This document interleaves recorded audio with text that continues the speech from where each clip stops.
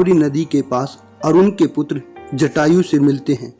आगे चलकर वे पंचवटी में ऋषि सुतीक्षा मुनि के आश्रम में पहुंचते हैं और पंचवटी में ही अपनी कुटिया बनाकर रहते हैं। यही वो स्थान है जहां पर लक्ष्मण ने सुपनका की नाक काटी, श्री राम ने खर और दूषण को उनकी सेना सहित मार डाला।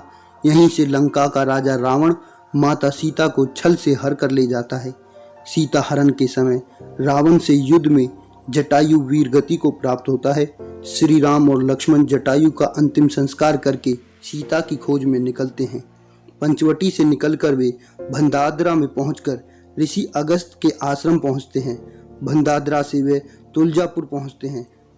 तुलजापुर वही स्थान है जहां भगवान शिव की पत्नी माता सती श्री राम की परीक्षा लेने के लिए सीता का रूप धारण करके श्री राम से मिलती है, परंतु श्री राम उन्हें पहचान कर उनके चरणों में प्रणाम करते हैं। माता सती द्वारा सीता का रूप धारण करने के कारण भगवान शिव उनसे क्रोधित हो जाते हैं। इसी कारण भगवान शिव उसी दिन से उनका त्याग कर देते हैं।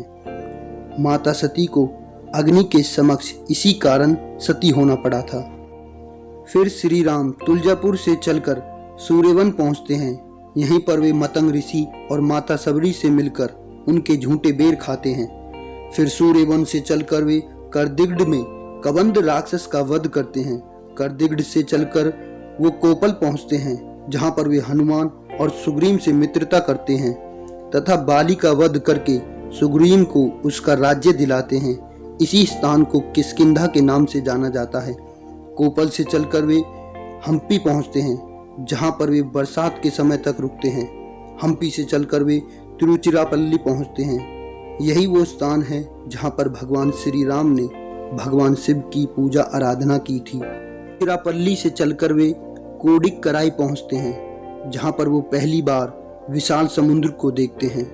कोडिक्कराई से श्री राम सुग्रीव की सेना सहित रामांतमपुरम पहुंचते हैं और इसी स्थान पर वे विभीषण से मित्रता करते हैं और रावण को मारकर विभीषण को लंका का राजा बनाने का वचन देते हैं।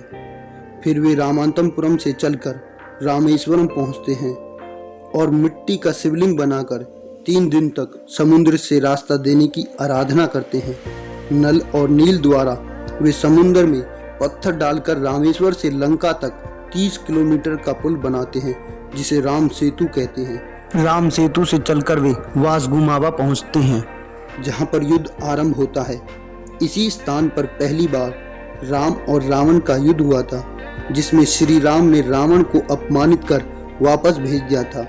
वासगामुवा के बाद दूनुविला में राम रावण का दूसरी बार युद्ध होता है, जिसमें राम ब्रह्मा अस्त्र चलाकर रावण का वध कर देते हैं। इसके पश्चात लक्ष्मण विभीषण का राज तिलक करके विभीषण को लंका का राजा बनाकर श्री राम के वचन को पूरा करते हैं। आज श्री राम दुनुविला से वंत्रुमुलाई जाते हैं, जहां पर वे माता सीता की अग्नि परीक्षा लेकर उन्हें स्वीकार करते हैं और विभीषण के पुष्पक विमान में बैठकर अयोध्या के लिए लौट जाते हैं। तो ये थे वो स्थान जिनमें श्री राम ने माता सीता और लक्ष्मण सहित अपना 14 वर्ष का वनवास पूरा किया था। हमारी यह वीडियो आपको कैसी लगी वह कमेंट करके हमें जरूर बताएं तथा इस वीडियो को लाइक एवं शेयर जरूर करें। आज की पेशकश में बस इतना ही। जुड़े रहिए हमारे चैनल के साथ। धन्यवाद।